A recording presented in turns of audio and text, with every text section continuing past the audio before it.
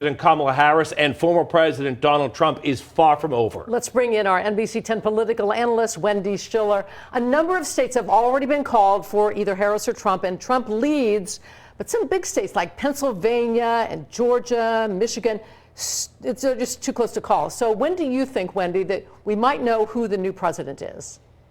Well, I mean, the Secretary of State of Michigan said that they thought they'd get this thing done by tonight, late in the night, or tomorrow. Pennsylvania will probably know by tomorrow afternoon for sure. Arizona's really close, closer than it was last time, so we have to wait. You know, there'll be challenges. If the margin is like, let's say 5,000 votes or less, some states have automatic recount, some have, challenges. So I expect if it's close enough that if the Harris campaign loses technically, they'll challenge, and same with Trump. And so I think that's what we're looking at. But right now, momentum seems to be in Donald Trump's favor, and he seems to have performed better across a lot of suburban districts in a lot of states than anybody had predicted he would. Yeah, as you said, this is a good night for Trump. He even flipped Kent County here in Rhode Island.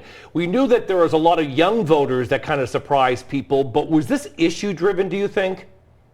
I think in the end of the day, the numbers on where the country was going and people's dissatisfaction with the economy seems to, at the moment, have triumphed over the issues of abortion and even the issues of immigration.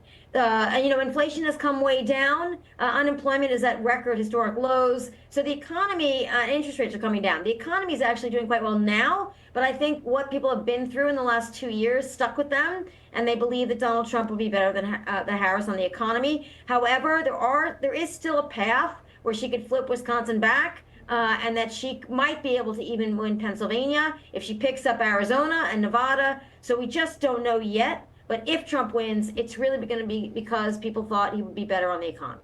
Let's talk about the U.S. Senate. Republicans had to flip 2 seats in the Senate to take control from Democrats. What do you think?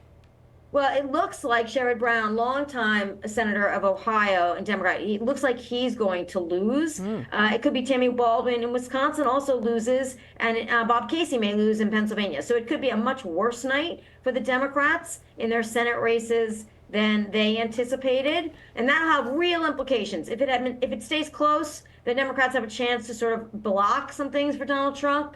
But if it's a big margin, then I think the Republicans may end up with a trifecta, and they'll certainly be able to accomplish Donald Trump's policy agenda. Yeah, it's going to be a long night, that's for sure. Do you feel like there's going to be any political or even violent fallout in the wake of this?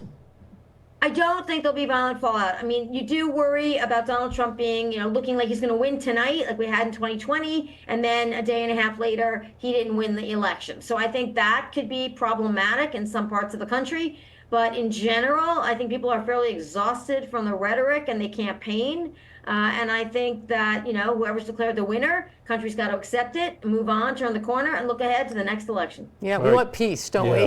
We can all agree on that. NBC 10 political analyst Wendy Schiller joining us live tonight. Thank you for your insight as always, Wendy. We appreciate your time. We do. We want to bring in some ballot question results now. Rhode Islanders were asked to approve or reject 5 different proposals.